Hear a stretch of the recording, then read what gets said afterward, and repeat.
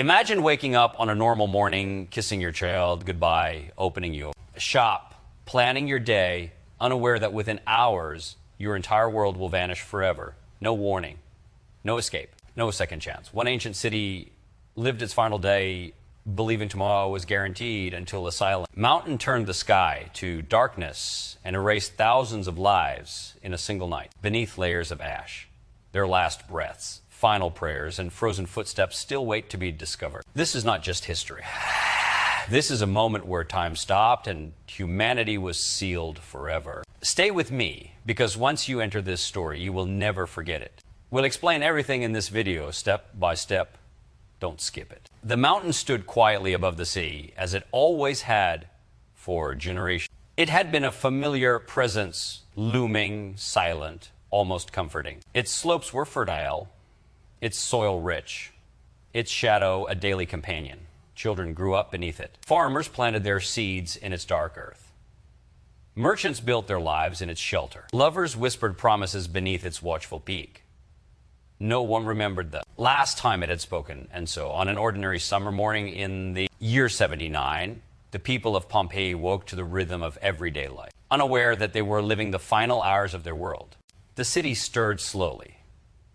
Bakers kneaded dough by lamplight, their ovens glowing softly in the dawn. Shopkeepers swept the dust from stone thresholds.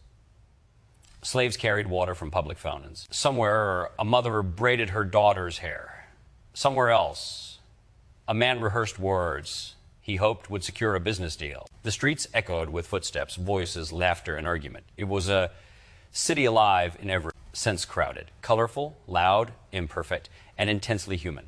Pompeii was no backwater town. It was a thriving Roman city of nearly 12,000 souls, rich in culture, trade, pleasure, and ambition. Its streets were lined with frescoed villas, bustling taverns, public baths, temples, theaters, and brothels. Political slogans were scrawled on walls. Graffiti mocked neighbors, declared love, cursed enemies, and celebrated victories. Life spilled out into the open air, and above it all, Mount Vesuvius waited. Shortly after midday, the mountain exhaled. At first, the sound was like distant thunder. Then the ground trembled, birds scattered, dogs howled. A massive column of ash and gas burst into the sky, rising miles above the city in a tower. Clouds shaped like a pine tree. Pompeii paused. Some stared in confusion, others in fear. Many hesitated, unsure whether to flee or wait. Earthquakes were common here. The mountain had always been silent. Surely this, too, would pass. Did not. Began to fall at first, drifting gently like gray snow. But soon it thickened, darkened, and poured from the sky in choking waves. The size of fists rained down, smashing rooftops, shattering windows, collapsing beams. The sun disappeared. Within hours, day became night. Panic spread through the streets. Families gathered what they could. Some ran toward the city gates. Others barricaded themselves indoors, convinced shelter offered safety. Parents clutched children. Friends searched desperately for one another in blinding darkness. The air filled with screams, prayers, and the relentless thunder of falling debris, yet the worst was still coming as night deepened. Superheated clouds of ash, gas, and rock moving faster than any human could outrun surged down the slopes of Vesuvius. These pyroclastic flows incinerated everything in their path. They were not flames, but they burned. They were not water, but they buried. They did not merely kill, they erased. In seconds, entire neighborhoods vanished. Bodies collapsed where they stood. Some curled into themselves, shielding faces that could no longer feel. Others reached toward doorways, frozen in their final motion. A woman covered her child.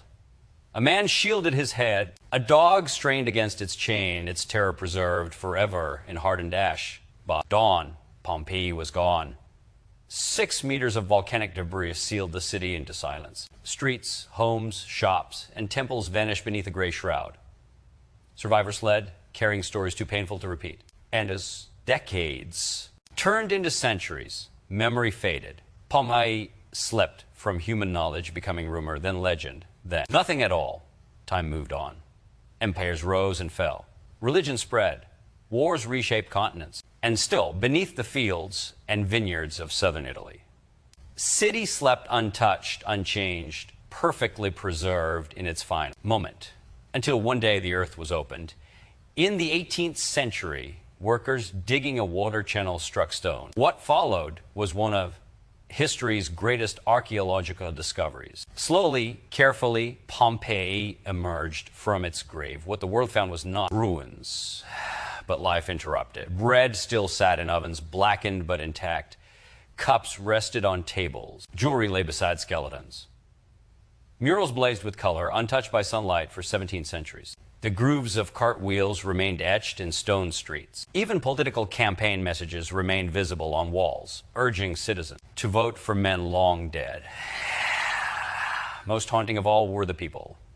Archaeologists poured plaster into hollow spaces left by decomposed bodies, revealing human forms in their final poses. A mother clutching her child, a couple entwined, a man shielding his face, a group huddled together, waiting for death. These were not historical abstractions. They were individuals. Each had dreams, fears, regrets, and hopes. Each believed, as we do, that tomorrow would come. Pompeii does something extraordinary. It collapses the distance between ancient and modern. It forces us to confront the fragile thread that binds every human life. In its streets, we do not see Romans. We see ourselves. We see people who love deeply, who worried endlessly, who planned futures that would never arrive. The city whispered. A haunting truth. History does not only belong to the distant past. It belongs to ordinary people living ordinary days, unaware they are standing at the edge of eternity. Pompeii reminds us that civilization, no matter how advanced, rests on uncertain ground. Rome commanded legions, ruled continents, engineered marvels, and yet could not protect one city from a single mountain's fury. And yet, there is something profoundly hopeful in Pompeii's tragedy, for though its people perished, their lives endure, their laughter echoes in taverns, their footsteps linger in stone. Their artistry shines in frescoed walls. Their words remain etched in graffiti, tender and crude and funny and raw. Through them, we learn how they loved, worshipped, worked, dreamed, argued, and survived until they did not. Pompeii teaches us humility. It teaches us wonder. It teaches us that every moment matters, because on an ordinary morning in a city full of ordinary lives, time stopped and eternity began. The mountain stands, there still, silent, waiting, and beneath its shadow the ancient city rests, frozen in ash, holding its breath across the centuries, reminding us that life is fleeting, history is fragile, and humanity in all its beauty and vulnerability is always just one heartbeat away from silence. The morning arrived gently, as if it carried no knowledge of what the day would become. Pale sunlight spilled across tiled rooftops, sliding down painted walls and into narrow streets where the first sounds of life were already stirring. Doors creaked open. Footsteps echoed on stone. The soft rhythm of sweeping brooms brushed away yesterday's dust. Somewhere, a rooster called out, and somewhere else, a child laughed, chased by a mother pretending not to catch him. Pompeii woke beneath the quiet shadow of Mount Vesuvius, as it had every day for generations, unaware that this particular dawn would be its last. The mountain loomed above the city, broad and green, its slopes dotted with vineyards and olive groves. It did not look dangerous. It did not hiss or glow or rumble. It simply stood there, silent, almost protective, as if it belonged to the rhythm of the city itself. No living resident had ever seen it erupt. Its fertile soil fed their crops. Its presence shaped their skyline, and its calm endurance lulled them into trust. The earth beneath their feet felt steady, dependable, ancient. The idea that this mountain could become an instrument of destruction did not exist. In the daily imagination of Pompeii's people, the streets filled quickly. Merchants pulled wooden shutters from their shops, revealing shelves stacked with pottery, wine, bread, dried fruit, and bronze tools. Bakers lifted loaves fro, stone ovens, their crusts cracking softly as steam escaped. The scent of fresh bread mingled with fish sauce, olive oil, and crushed herbs, drifting through alleyways and into open windows. Water splashed from public fountains, catching the light as slaves filled jars and buckets, carrying them back to homes where households were beginning their routines. Pompeii was alive with motion and color. Painted walls glowed with reds, blues, and golds, telling stories of gods, heroes, and everyday pleasures. Courtyards overflowed with flowering plants, their petals trembling in the faint breeze. Stone statues gazed down from niches chipped by time, but still commanding reverence. The city's layout guided both strangers and locals alike through its grid of roads, each worn smooth by countless feet and wheels. Chariot tracks cut deep grooves into the stone, silent evidence of decades of movement and trade. People crossed paths in every direction. A fisherman hauled baskets heavy with the morning's catch. A mason balanced his tools across one shoulder, heading toward a half-finished wall. A group of boys darted through the crowd, laughing too loudly, chased by an irritated shopkeeper. In the forum, men gathered in clusters, debating politics, boasting of connection, complaining about taxes, and praising the latest gladiatorial games. News traveled quickly here, carried by voice rather than ink, spreading rumors, triumphs, and scandals from one corner of the city to another. Inside the houses, life unfolded in quieter rhythms. In shaded atriums, families gathered for breakfast, dipping bread into bowls of oil, sharing figs and cheese, sipping watered wine. A father reviewed accounts on wax tablets, frowning at the sums. A mother instructed a servant in the day's tasks, her voice calm, practiced, steady. Children recited lessons, stumbling over lines of poetry, their voices rising and falling in uneven cadences. In wealthier homes, mosaics glittered beneath bare feet, tiny stones arranged into intricate scenes of sea creatures, battle, and gods, each fragment carefully placed by skilled hands. The city's social layers intertwined constantly. Slaves and citizens brushed shoulders in the streets. Wealth and poverty lived side by side, separated by little more than a wall or a doorway. Lavish villas stood steps away from cramped apartments. The grandeur of temples rose above modest taverns, where laborers drank cheap wine and argued loudly. Pompeii was not elegant perfection. It was noisy, crowded, flawed, and vibrant. It was life in all its tangled complexity.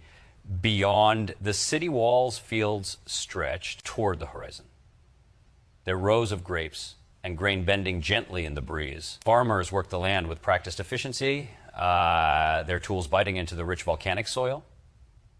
They understood its generosity. The mountain gave them abundance, season after season, harvest after harvest. Their livelihoods depended on its quiet stability. Children ran barefoot, tea through the dust, chasing one another between rows of vines, their laughter rising. Into the warm air, in the public baths, steam curled upward, clinging to stone ceilings. Men and women soaked in heated pools, discussing business, family, politics, and sport. The baths were not just a place to cleanse the body, but to maintain social bonds. Here, news traveled, deals were made, and alliances were strengthened.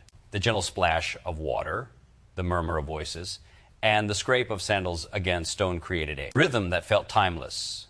In the amphitheater, preparations were underway for future games. Workers inspected the wooden structures, tightened ropes, swept sand, and checked barriers. Memories of past spectacles lingered in the air roars of the crowd, clashing steel, cries of victory and defeat. These events were the heartbeat of public entertainment, moments when the city gathered as one, united in excitement and spectacle. Even the walls themselves seemed alive. Graffiti layered upon graffiti, declarations of love carved beside insults, political slogans scrawled next to crude jokes. Someone had written a promise of eternal devotion. Someone else had mocked a rival's baldness. These fleeting messages, scratched into plaster, captured the unfiltered voices of the people, revealing humor, longing, bitterness, and hope. As the morning progressed, the sun climbed higher, warming stone and skin alike. The air thickened with heat, and the scent of dust rose from the street. Wreaths. Vendors called out their wares. Donkeys brayed impatiently. The clatter of carts echoed between buildings. Life surged forward, propelled by routine, ambition, desire, and necessity. Yet beneath every footstep, beneath every conversation, beneath every plan for tomorrow, the earth held its breath. The mountain remained. Silent, serene, unmoving, its slopes resting beneath a cloudless sky. No smoke curled from its peak. No tremor warned of danger. Nothing in its appearance suggested urgency. And so the people of Pompeii trusted in the familiarity of their world. They trusted in the patterns that had always guided them. They trusted that the day would end as it always had, with sunset staining the sky in shades of amber and rose, family gathering for supper, laughter drifting through open windows, and lamps flickering to life against the deepening dark. They did not know that each step they took, each word they spoke, each breath they drew was moving them closer to a moment that would freeze them in time forever. They did not know that history was watching, waiting to seal their ordinary lives into eternal memory beneath a veil of ash. They did not know that this calm, bustling, radiant city alive with hope, conflict, joy, and struggle stood at the edge of oblivion. They only knew the simple truth of the present moment. The bread was warm, the streets were busy, the sky was clear, and the mountain was quiet. The first sign was a sound so distant it barely registered. Ed, a low, muffled groan that seemed to rise from deep within the earth itself. It passed through the streets like a ghost, rushing against walls and rooftops, stirring dust from stone, sending a faint tremor through the soles of countless feet. Some paused, heads tilted, brows furrowed, searching the sky or glancing toward the mountain. But the moment slipped away as quickly as it came, swallowed by the ordinary clamor of the city. Then the ground shifted again, stronger this time, a rolling motion that rattled shutters and set cups trembling on tables. Dogs barked. Birds burst into flight. A few tiles slid loose from rooftops and shattered in the streets. Earthquakes were not unknown here, and most dismissed it with practiced calm, steadying themselves and returning to their tasks. Yet unease lingered, a subtle tightening in the chest, a whisper of instinct. That something unseen was stirring, high above the summit of Mount Vesuvius split open.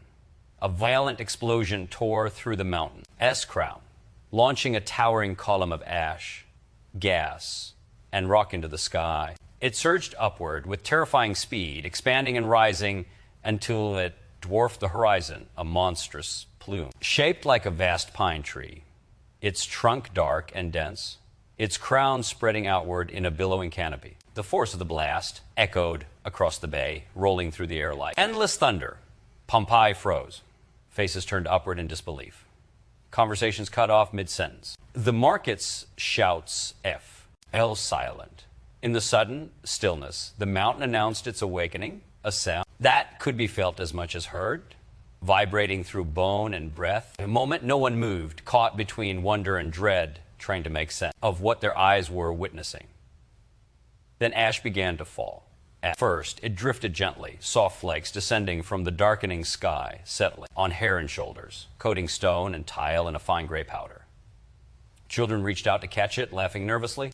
Some brushed it away, irritated more than afraid. The air carried a strange scent, sharp and metallic, burning the throat. The sun dimmed, filtered through an ever-thickening veil. The falling ash intensified, growing heavier, denser, relentless. Pebbles and pumice stones followed, pelting rooftops and streets, their impacts sharp and hollow. Roof tiles cracked beneath the accumulating weight. Wooden beams groaned. Windows shattered. People shielded their heads, wrapping cloaks around their faces, coughing as the air filled with choking. Dust. The sky vanished. Day collapsed into an unnatural twilight, then into complete darkness. Lamps were lit, but their flames struggled, flickering weakly in the swirling ash. Panic surged through the streets. Shouts rang out in every direction. Mothers screamed for children. Husbands called for wives. Neighbors pounded on doors, urging one another to flee or take shelter. The once familiar roads dissolved into a maze of shadows and drifting debris. Some ran. They pushed through the chaos, stumbling over fallen stones, slipping on ash-slick pavement, guided only by memory and instinct. Hands grasped at cloaks and tunics. Bodies collided. The crowd surged toward the city gates, desperate for escape, but the streets narrowed, choking movement into a frantic crawl. Carts overturned. Animals broke loose, adding to the turmoil. Screams blended with prayers, curses, and sobs. Others stayed behind. They barricaded doors and shutters, convinced that walls would shield them. Families huddled together in inner rooms, clutching amulets and sacred tokens, whispering prayers to household gods. In darkness thick with ash, they listened to the relentless bombardment. Overhead, each impact a reminder of the fragile barrier between survival and ruin. The ground shook continuously now, waves of tremors, rolling beneath the city, cracking masonry and toppling columns. Statues crashed to the floor. Entire sections of walls collapsed, filling rooms with rubble. The air burned the lungs, each breath a struggle. Eyes stunned, throats closed. Every inhale carried the taste of stone and fire from the mountain. The eruption roared on, feeding the sky with endless destruction. Lightning flickered within the towering cloud, illuminating its monstrous shape in brief, terrifying flashes. The world seemed to fracture between light and dark, thunder and silence, motion and paralysis. Hours passed in this suspended nightmare.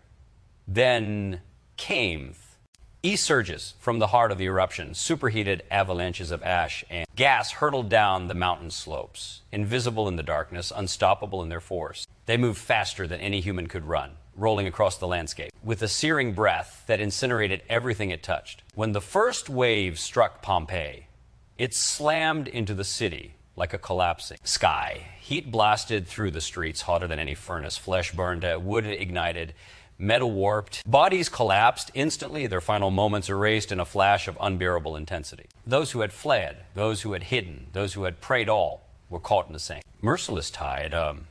The city filled with choking darkness, dense and suffocating. Ash poured into homes, burying furniture, filling lungs, sealing doorways. Roofs caved under crushing weight. Beams snapped. Entire buildings folded inward. Streets vanished beneath rising drifts, their familiar contours swallowed by a growing gray sea. In the final hours, human instinct fought against the inevitable. Some clung to one another, forming small knots of warmth and fear in the darkness. A mother pressed her child to her chest, turning her body into a shield. A man wrapped his arms around his wife, whispering words lost to time. Others reached blindly for exits that no longer existed, fingers scraping again. Walls, nails tearing, breath faltering. Animals screamed in terror. Dogs strained against chains. Horses reared in their stables, eyes wide, nostrils flaring. Birds fell from the sky, their wings coated in ash, their bodies lifeless before they touched the ground. The air itself became an enemy. Each breath seared the lungs, stripping away oxygen, replacing it with suffocating poison. Consciousness faded, muscles weakened, hearts raced and then slowed. In countless homes and alleyways, life slipped quietly away, leaving behind only stillness and settling dust. By morning, Pompeii no longer existed. Where vibrant streets once echoed with footsteps and voices, there lay only a vast, silent mound of ash and stone. Towers and temples, shops and homes, gardens and fountains, all buried beneath meters of volcanic debris. The mountain's fury had not merely destroyed the city, it had erased it, sealing every life, every object, every unfinished moment within a tomb of gray. The sun rose over a landscape transformed beyond recognition.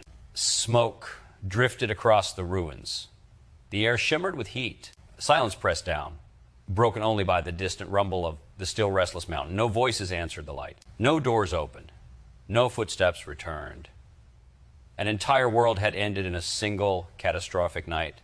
What had been? A bustling city of hope, ambition, love, and struggle now lay frozen in its final breath, preserved, not by intention, but by disaster, locked in time beneath the ashes of a mountain that had slept. For centuries, before awakening, in unimaginable fury, in the suffocating darken.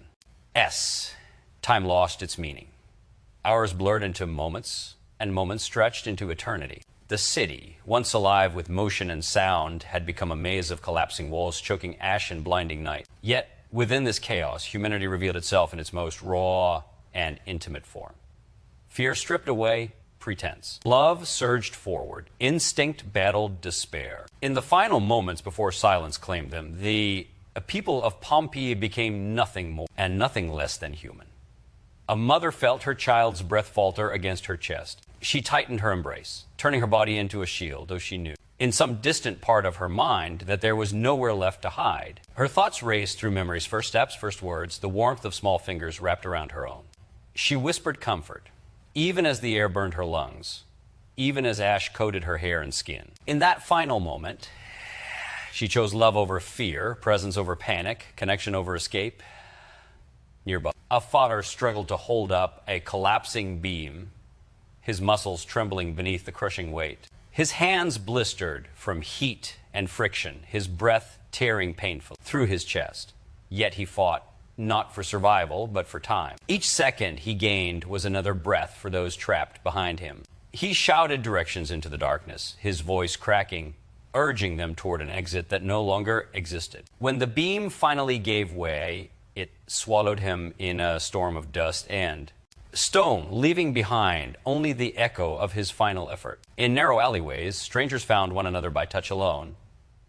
Hands grasped wrists, shoulders pressed against shoulders. Fear forged bonds faster than any friendship. A woman sobbed into the tunic of a man she had never met, clinging to the warmth of another living body. An old man murmured prayers beside a young slave. Their lives once divided by status, now united by terror. In those final moments, the barriers of class, wealth, and power dissolved, replaced by a shared vulnerability that leveled every soul. Some knelt in devotion. In small household shrines, families gathered before clay figurines of their gods, lighting lamps that flickered weakly in the swirling ash. They whispered ancient prayers, voices trembling, calling upon protectors who had guarded generations before them.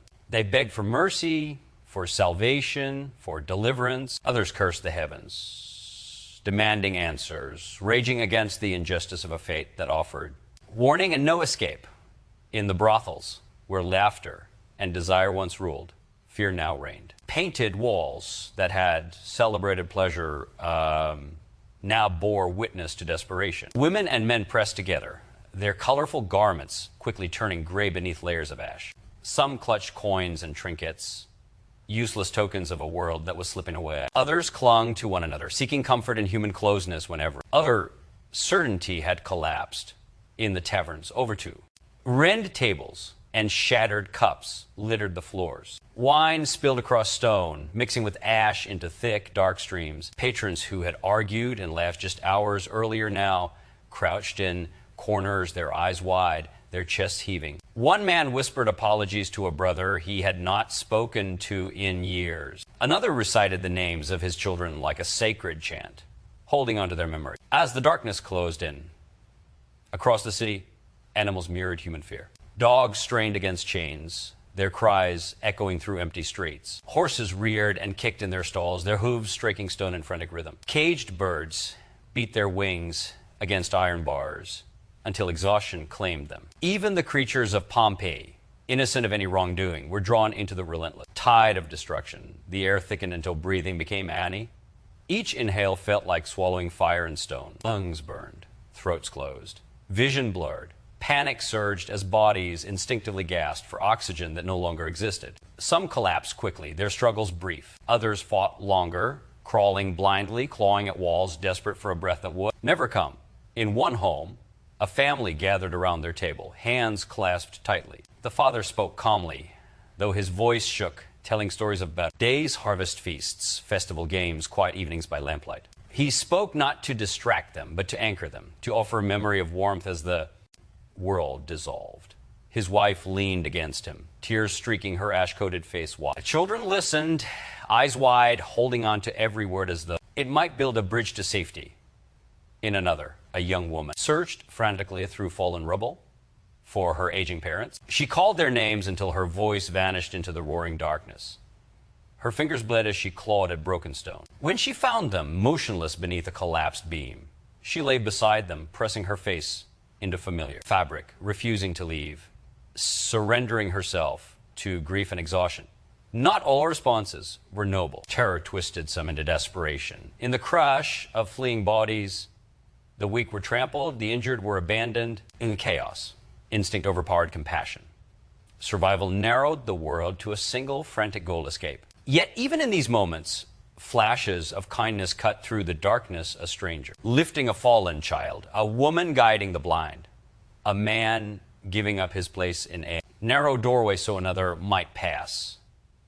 The eruption stripped humanity to its core. There were no triumphs here, no victories, no heroes crowned by history. Only moments, small, fleeting, intimate moments in which the true nature of human hearts was revealed. Love, fear, regret, courage, despair. Sacrifice all unfolded within hours, compressed into a final, devastating crescendo. As the pyroclastic surges swept through the city, they moved with merciless speed. In an instant, bodies were overwhelmed, muscles locking in the heat, features frozen in their final expressions. Some lay face down, arms outstretched. Others curled inward, shielding their heads. A few stood upright, caught mid-step, as if time itself had shattered around them. The ash that killed them also preserved them.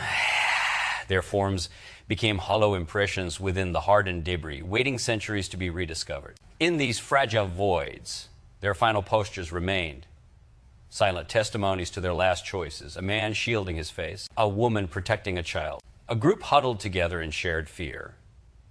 These casts would one day confront the modern world with unbearable intimacy. They would strip away the distance of centuries, transforming ancient Romans into immediate, recognizable human beings. In their stillness, they would speak louder than any written record, revealing not how these people lived, but how they loved, how they feared, how they faced the end. Their final moments were not shaped by empire, wealth, or power. They were shaped by relationships, memories, instincts, and hope, fragile and fleeting. In the face of overwhelming destruction, humanity narrowed to its simplest truths: the desire to protect, the longing to connect, the refusal to die alone. No. The city fell silent beneath layers of ash, but its people remained, preserved in their vulnerability, forever suspended between breath and oblivion, bearing witness across centuries to the fragile beauty of who? Man life, when stripped of all illusion. For centuries, the world above Pompeii forgot what lay beneath its feet. The land that once echoed with footsteps and voices slowly softened into quiet farmland. Vines crept across buried rooftops. Olive trees rooted themselves into layers of ash and stone. Shepherds guided their flocks across gentle slopes, unaware that entire streets slept beneath the soil. Seasons turned, generations passed, empires rose and collapsed. Memory faded until Pompeii became nothing more than a show in lost texts, a rumor. Whispered by scholars, a name without substance, then almost by accident. The earth was disturbed. In the early 18th century, laborers digging channels for water and construction struck something solid beneath their tools. Stone blocks emerged, carved with unfamiliar precision. Frescoes appeared, their colors startlingly vivid despite centuries of darkness. Coins, pottery, fragments of sculpture all surfaced from the soil, hinting at a city that time itself had concealed. Curiosity grew into fascination. Excavations began slowly, cautiously, then with increasing urgency. As layers of ash and debris were removed, walls rose from the ground street, revealed their grooves, and doorways opened once more to the light. Pompeii did not crumble like most ruins. It awakened. What emerged was not merely architecture, but an entire world suspended at the precise moment of its destruction. Homes stood with furniture intact, kitchens decooking vessels still blackened from their final fires. Shops displayed jars, scales, and counters, ready for customers who would never arrive. Amphorae remained stacked in storage rooms. Beds lay in quiet chambers, their frames collapsed but recognizable. Even the imprints of wooden doors and window shutters lingered in the hardened ash. The city spoke in whispers. Each uncovered space revealed another fragment of daily life, another intimate detail preserved with unsettling clarity. In bakeries, loaves of bread remained inside ovens, carbonized but whole, bearing the stamp of their maker. In taverns, cups sat on counters, as if waiting to be lifted. In workshops, tools rested where they had last been set down. In gardens, the outlines of flower beds and vines traced patterns across buried soil, capturing the careful hands that had shaped them. Walls glowed with frescoes, their pigments astonishingly alive. Scenes of gods and heroes unfolded across dining rooms. Delicate landscapes adorned bedrooms. Erotic images decorated private chambers, revealing tastes, desires, and social norms that still surprise. Political slogans remained scrawled in charcoal and paint, urging citizens to support candidates whose ambitions ended beneath falling ash. Graffiti recorded jokes, insults, declarations of love, and everyday frustrations, preserving voices never meant for eternity. As archaeologists worked deeper, they began to notice eerie voids within the hardened ash hollow spaces, shaped like human forms. The bodies had long since decomposed, leaving behind perfect molds of their final positions. By pouring plaster into these cavities, the excavators gave shape once more to the dead. What emerged was devastating. A woman shielding her face. A child curled into a ball. A man clutching a bag of coins. A family huddled together, their bodies fused in a final embrace. The plaster casts captured muscles, clothing folds, even expression of terror and resignation freezing raw emotion into solid form. These were not abstract casualties of history. They were individuals caught in the exact instant of their last breath. Visitors who walked among them found themselves confronted not by ancient Romans, but by fellow human beings, rendered timeless by tragedy. The distance of centuries collapsed in an instant. In those silent forms, it became impossible to ignore the shared vulnerability that binds every generation. The excavation transformed Pompeii into a living archive of ancient life. Streets revealed traffic patterns. Homes reflected social hierarchies. Public spaces mapped communal rituals. Even latrines offered insight into diet and health. Nothing escaped the preserving grip of ash. Every object told a story. Jewelry hinted at love and status. Children's toys spoke of innocence. Surgical instruments testified to medical knowledge. Cooking utensils revealed flavors and traditions. Lamps preserved fingerprints, the faint impressions of hands that had shaped clay into light. Pompeii did not simply show how people died, it illuminated how they lived. Yet excavation brought its own dilemmas. With exposure came decay. Colors faded, stone eroded, frescoes flaked, human casts cracked.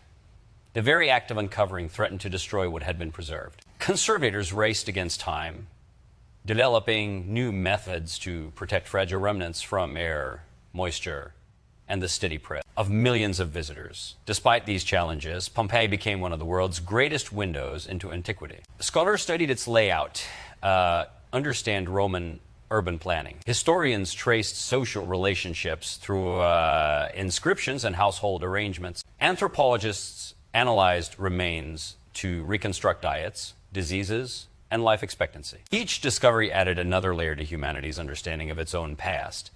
Yet beyond academic insight, Pompeii offered something far more profound, an emotional connection across centuries. To walk its streets was to walk alongside ghosts. To stand in its homes was to feel the absence of laughter and conversation. To gaze upon its casts was to encounter the fragile boundary between life and death. Pompeii did not ask to be admired. It asked to be remembered. Every uncovered room felt like an interrupted sentence. Every fresco seemed to wait for eyes that would never again behold it. Every object whispered of hands that once held it, of intentions left unfulfilled. The city's preservation seer eated an illusion of permanence, but its message was one of impermanence. The suddenness of its destruction cast a long shadow over its beauty. Each detail carried the weight of finality, reminding observers that life's most ordinary moments are often the most precious, precisely because they are so easily lost. In the centuries since its rediscovery, Pompeii has endured wars,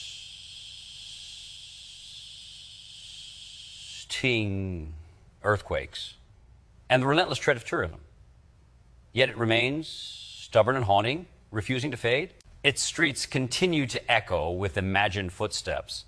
Its walls still shimmer with ancient color. Its silent figures continue their vigil, locked forever in their final gestures. Through Pompeii, time folds inward. The ancient and the modern converge in narrow corridors and sunlit courtyards. The dead extend their stories across millennia, reaching into the present with a clarity few ruins can offer. Their city, once erased, now stands as one of history's most eloquent voices, buried by catastrophe, resurrected by curiosity. Pompeii endures as a fragile bridge between worlds, carrying across centuries the heartbeat of a civilization caught between splendor and extinction, reminding every visitor that history is not distant or detached, but intimate, immediate, and profoundly human. Pompeii endures not simply as a ruin, but as a mirror. It reflects back the fragile truth of human existence, forcing every generation that encounters it to confront the delicate balance between permanence and impermanence, ambition and vulnerability, certainty and chance. In its silent streets, we find echoes of our own lives, our own routines, our own belief that tomorrow is guaranteed. And in its sudden destruction, we glimpse how swiftly that belief can be undone. The people of Pompeii did not live as though disaster loomed. They planned, they invested, they argued, they loved, they built futures. Their city expanded, their homes were renovated, their walls were repainted, their shops restocked. They debated politics, they celebrated victories, They mourned losses. They lived within the comforting illusion that life unfolded in predictable rhythms shaped by familiar seasons and reliable patterns. Their days were filled with the same small urgencies and quiet hopes that define human existence across time. Illusion is perhaps the most powerful force in human history. It allows civilizations to rise. It enables parents to raise children, builders to erect monuments, artists to create beauty, leaders to shape nations. It allows humanity to move forward without being paralyzed by the knowledge of uncertainty. Pompeii reveals both the necessity and the fragility of this belief, showing how deeply we rely on the assumption that the ground beneath us is stable, that the sky above us is safe, that the world will continue as it always has, yet beneath every city lies a fault line. Beneath every certainty sleeps a possibility. Pompeii reminds us that disaster does know. T announce itself politely. It does not wait for readiness or fairness. It does not discriminate between the powerful and the powerless, the young and the old, the virtuous and the corrupt. It arrives without invitation, without warning, and without mercy. In this, the city becomes a timeless lesson about humility. No matter how advanced a society becomes, no matter how grand its architecture or how sophisticated its systems, it remains bound to forces far beyond its control. But within the sobering truth lies another, more luminous revelation. In the face of annihilation, what endures is not wealth or conquest, not political influence or military might, but human connection. The plaster casts of Pompeii do not show emperors on thrones or generals in triumph. They show mothers shielding children, lovers clinging together, family. Huddled in fear, strangers reaching for one another in darkness. They show the instinct to protect, to comfort, to remain present, even when hope is nearly extinguished. These final gestures speak across centuries with a clarity no written record can match. They reveal what matters when everything else is stripped away. Status dissolves. Possessions lose meaning. Reputation fades. What remains is the simple, profound desire not to face the end alone. Pompeii teaches us that history is not merely a chronicle of dates, wars, and rulers. It is the accumulated story of countless ordinary lives, each containing moments of courage, tenderness, longing, and regret. Its streets hold the silent memory of conversations that never reached, their conclusion of meals never finished, of embraces never released. In this, Pompeii becomes not a monument to death, but a tribute to life, capturing humanity at its most vulnerable and most authentic. The city also challenges our relationship with time. In modern life, speed dominates, days blur. Moments slip away unnoticed. We rush through routines, often blind to the quiet beauty that surrounds us. Pompeii interrupts this momentum. It forces stillness. It invites reflection. Walking its streets, one becomes acutely aware of the preciousness of ordinary moments, the warmth of sunlight, the comfort of familiar spaces, the simple pleasure of shared meals. And its silence, Pompeii asks a question that echoes far beyond its walls. If today were the last, what would matter most?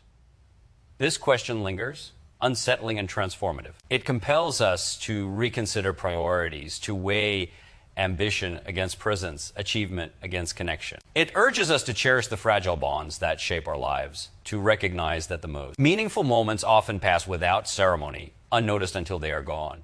Pompeii also stands as a testament to memory itself. Though buried, forgotten, and erased from the map, it was not truly lost.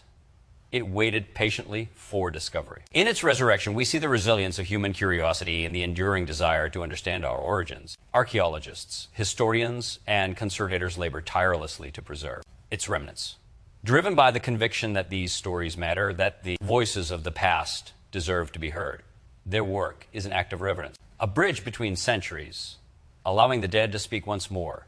Through them, Pompeii continues to educate, inspire, and warn. It becomes a teacher whose lessons grow more urgent with each passing generation, reminding us that technological progress does not exempt us from vulnerability, that comfort does not guarantee security, that certainty is always provisional. Yet, within this vulnerability lies extraordinary resilience.